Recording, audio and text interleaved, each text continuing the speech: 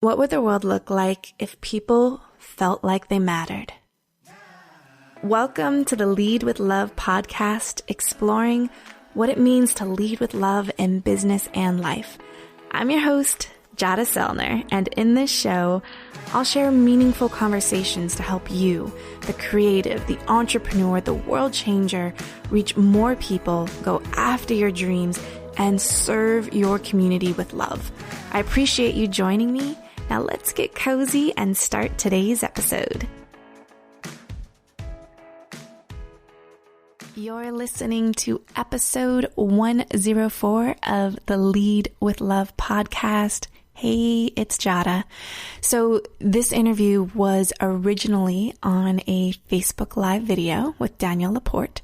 So I'll share the link in the show notes if you want to watch it. Just go to jadaselner.com/104.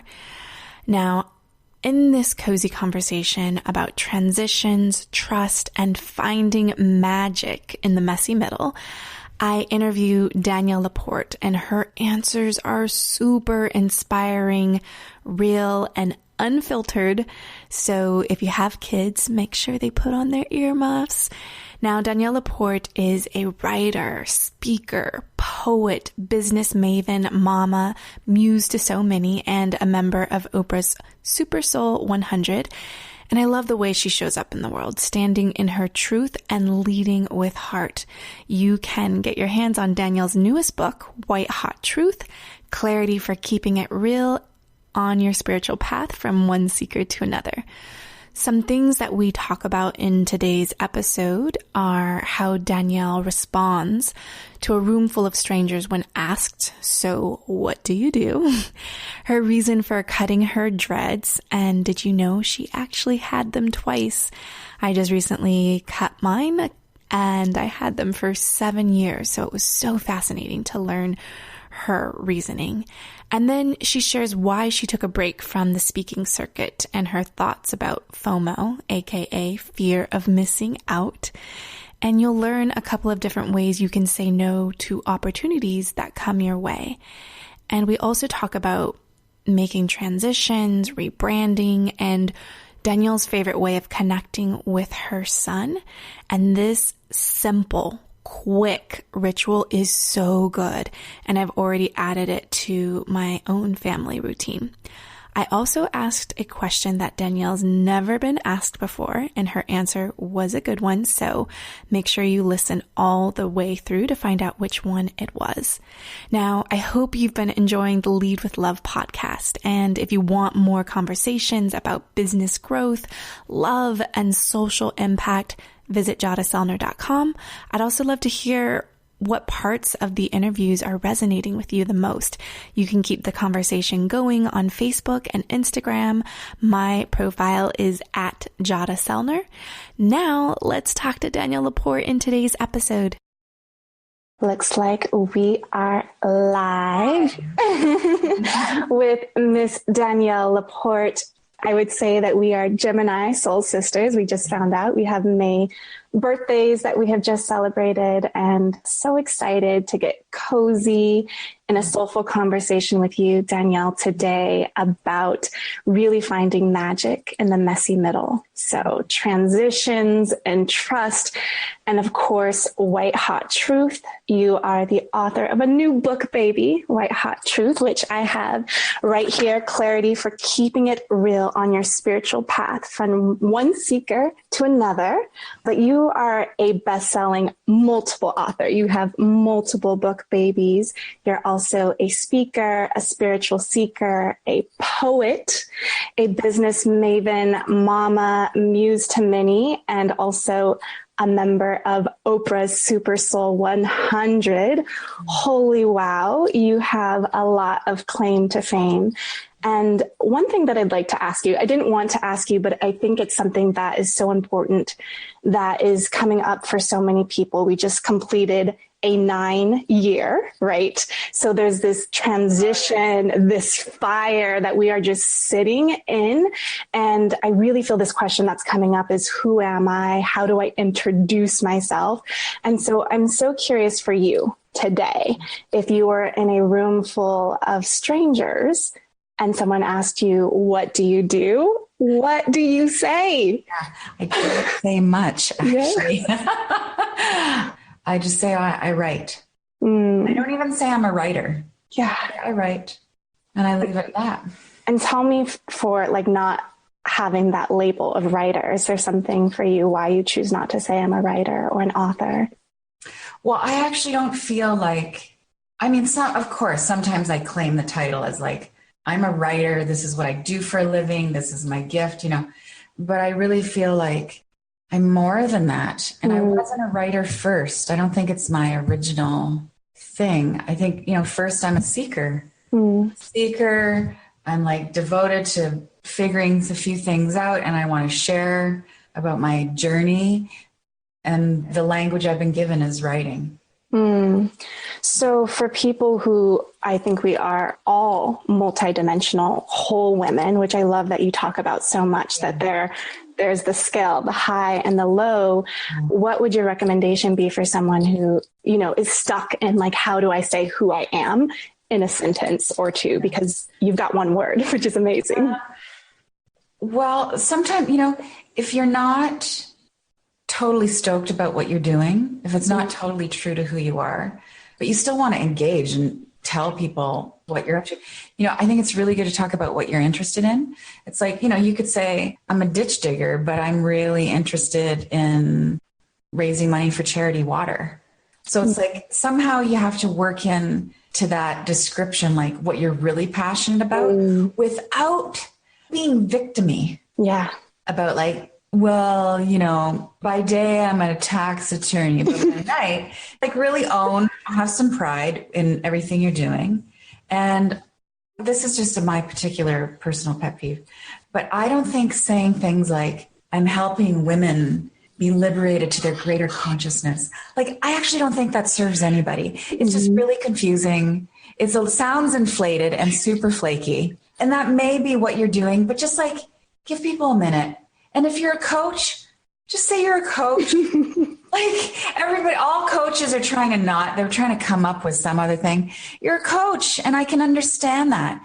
And if somebody wants to know more and really engage with you, which are the only people you want to engage with anyway, are the interested ones, then they'll ask a little more, you'll share a little more, and you'll get to your real purpose. You'll get to say, I'm really helping women be liberated to their truth. Yeah. Awesome. So it's the tease intro. Yeah. Gradual truth intro. Yeah. I love that. Intro, yeah. And I'd love to just dip into this writing piece, because I actually saw you speak in San Francisco, and I'm excited to see you speak in San Francisco again. Oh, good. June 16th. Yeah. So I saw you perform one of your poems, raw, paper in hand, but so soulful, so sensual. And I remember you saying that you actually haven't performed your written poetry out loud in front of an audience. Can you tell me a little bit about that, of just really that voice and those words staying on the page and not sharing it in front of an audience? Well, there's a real practical reason. One is, and thanks for this question, never been asked it. I'm so stoked about questions I've never been asked right now. Yes. The practical answer to that is, like, learning a spoken word piece is work. Yeah. And it's, you got to do your thing. You got to memorize.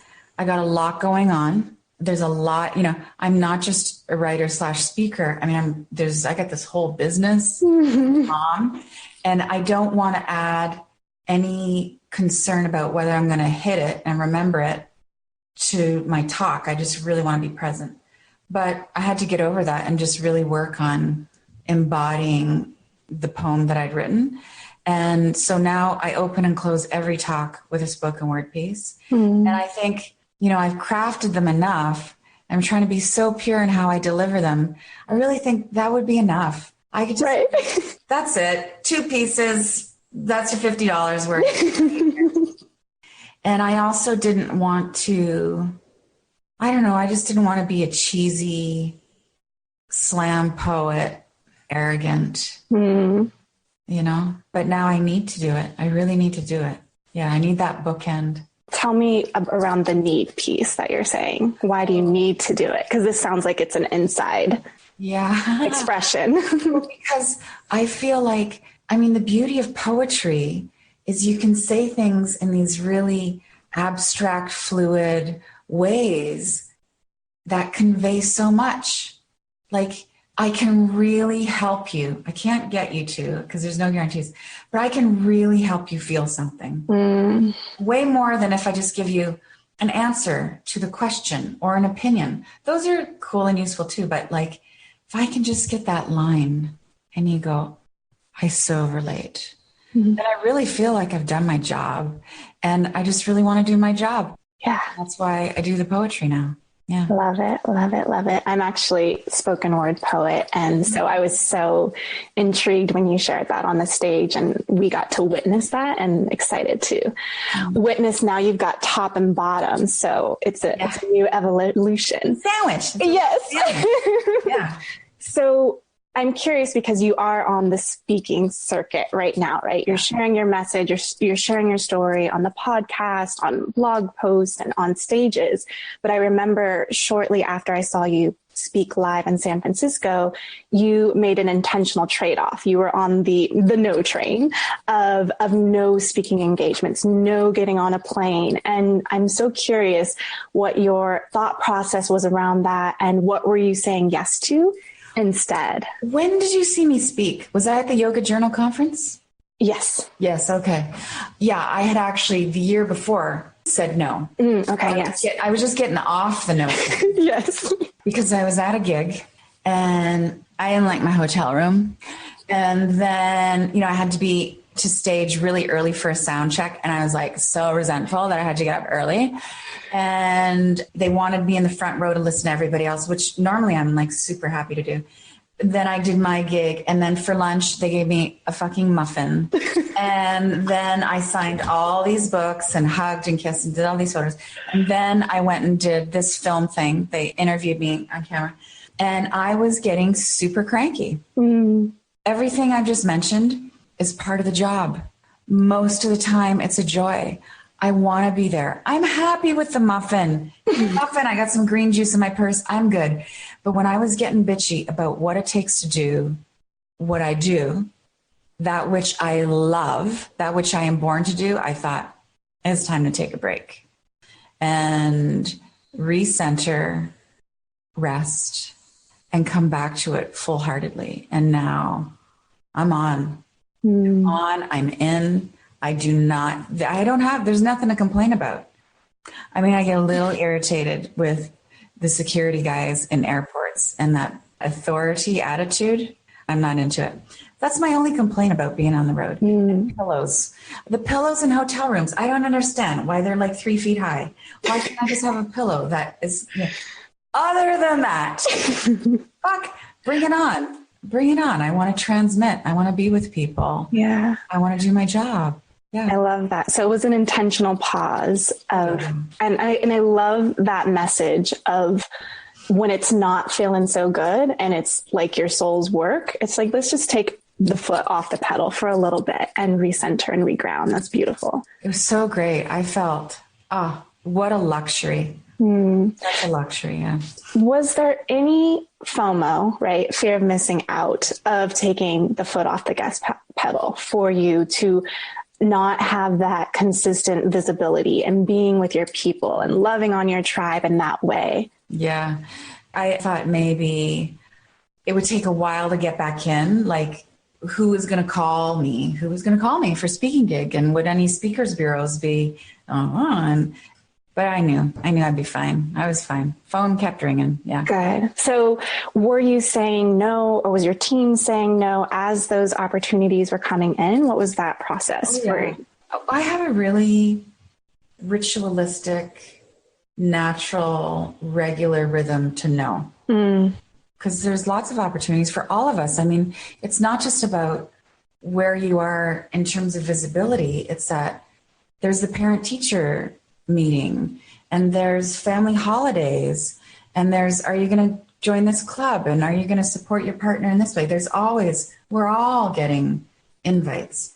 And my no is always kindly, of course. I mean, I don't even need to say that. And I often give a reason, not like a defensive reason, but just like, hey, you know what? I'm up to my earrings in a book tour right now. Or, you know what? I still want to be there every day when my kid comes home at 3:00. Or sometimes I just give the purest, most simple response, which is, it just doesn't feel like a fit. And I'm really flattered that you asked. And God bless. And that's all true. Yeah. Love that. Love the simplicity in that. Yeah. It's always easy, though. I say that for everybody. This is a muscle. Yeah. So tell me about that. What's the script going on? Well, the script is, Danielle, remember your priorities. Remember your health and your sanity, and that it's okay to be an introvert and that you need time to be creative.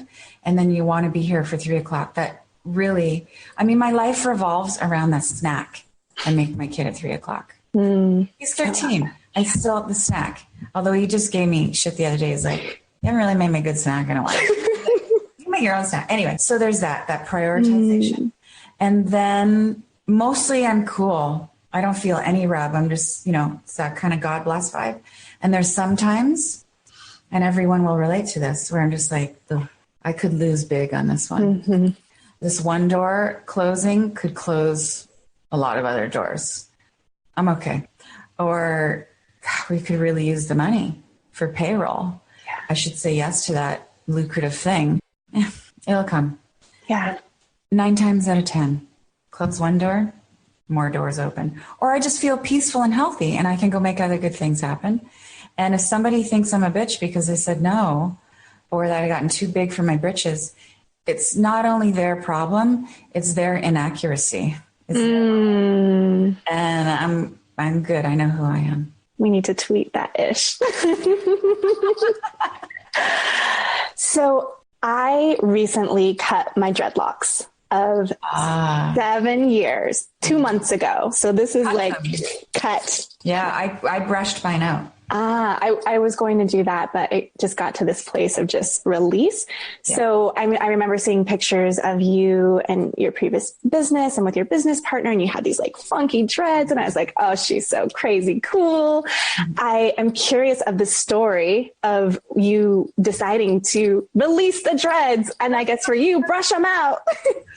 Yeah. Okay. So I did the dreads for poetic expression, artistic reasons. And it's really hard for a white girl with fairly straight hair to maintain dreads. So they were difficult. And with my 5 planets in Virgo, I was just like, this is a real pain. And I brushed them out with a dog comb while I was watching documentaries. And then I re-dreaded my hair and I thought, I'm going to get them more perfect. This is about a year later. I did it again. And also the dude I was with at the time thought dreads were just really sexy and I was going to go for it. And then years later, so I just wanted to be free. So I picked them out again. I was like, I'm never doing it again. I did it. This is me. I'm just going to go for my new version of long and sexy. And then years later, I Instagrammed a photo of me in dread days. It was like a throwback Thursday. Yes. TBT. Yes. And I got in a bunch of shit from women of color about cultural misappropriation. And I was shocked. And first of all, it was my naivete. I didn't even know there was such a thing as cultural misappropriation. Although at the same time, I'd given a lot of my friends shit for doing tattoos that were Celtic or, our native Indians in Canada they refer to themselves as First Nations. I'm like, you're not even First Nations. What are you doing with that tattoo? And they're like, well, I totally relate to the culture. I'm like, well, that's offensive. So I did a little homework. So the meanness that came across with some of the women that gave me shit was not cool at all. At all. That's inappropriate, woman to woman, human to human. So I do not stand for that or support that. And I did a little homework on dreads. I was like, was I really out of it and naive? And dreadlocks do not exclusively and solely belong to the African culture. Yeah. They have been used for other reasons, practical and spiritual in other cultures. I mean, there's the Vikings and lots of other folks throughout history. So, and I honor the hypersensitivity. Yeah. So let's call it. It's hypersensitivity. And I'm really respectful about the reasons behind that. So. That's really good. So when I saw this, that was conversation, peeling the layers, and I was expecting like, oh, I released them because this new woman, this new me, you have to take care of. Yeah, there isn't the crochet method for those who want dreads and have more white girl hair. Can totally like you can knock it up. And there was a lot of threading for me. And I don't know, if I had curly hair, I might still have them because I really did love them. Yeah. Love them. I have someone for you in San Francisco. I wanted butterflies to land in all the time. But I will tell you, the spiritual part of doing it was just like, I can be powerful without this. I don't need birds to land on my head to feel like I'm a goddess. Yes. I'm good. Yeah. And I think that was one of the reasons why I was holding on. My husband actually thinks they're really sexy too. And I'm like, aren't they scratchy or itchy? And it was like exactly the same for you, just stepping into sensuality with not needing that to be the defining of how I identify with sensuality or creativity or being a little different. And I mean, your dreads are part of your brand too. That's another kind of thing to throw off, is like, I'm still going to be of service and I'm still going to be able to prosper without identifying with this. I get to change. And a lot of people in our space get so over-connected, over-identified with their own brand. You need to evolve as a person. I want to go deeper with this. It will be soul food for me to hear into that, because that was definitely something. All my photos are like dreads. And so let's talk about this attachment to identity and brand and how to evolve.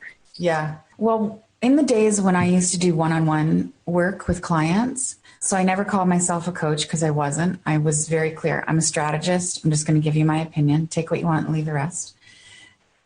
I saw a lot of people outgrow their offering. They didn't want to talk about that anymore.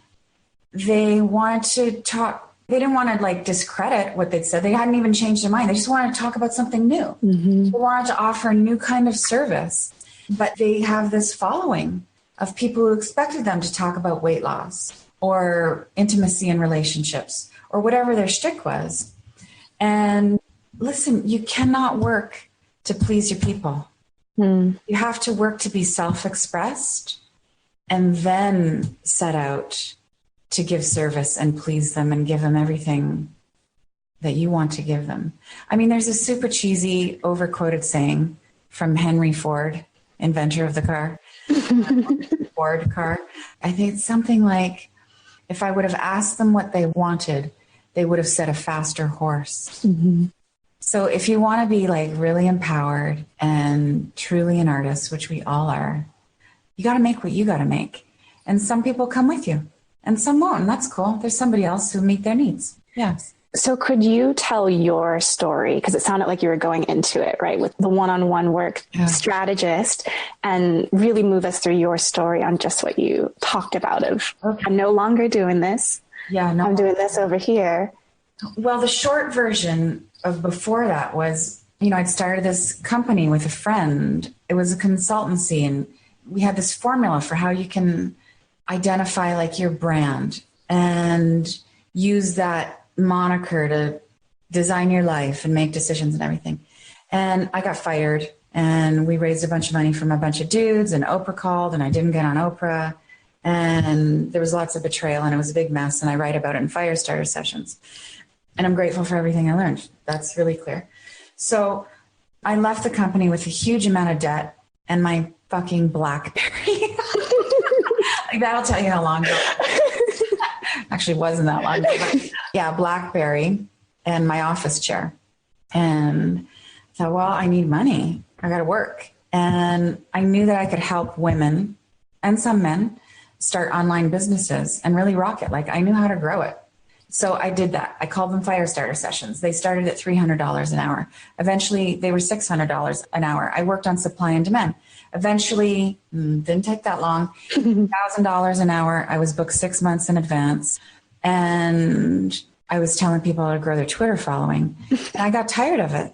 I can't say the same thing all the time. Totally. And I also realized, like, I'm not built for one-on-one work. I gave those women value. I think most of them would say, like, I was giving them $10,000 ideas and really helping them make some chiropractic adjustments. But I needed to go write books and be of service in this more kind of, I'm a broadcaster. Yeah. I'm wired for broadcasting.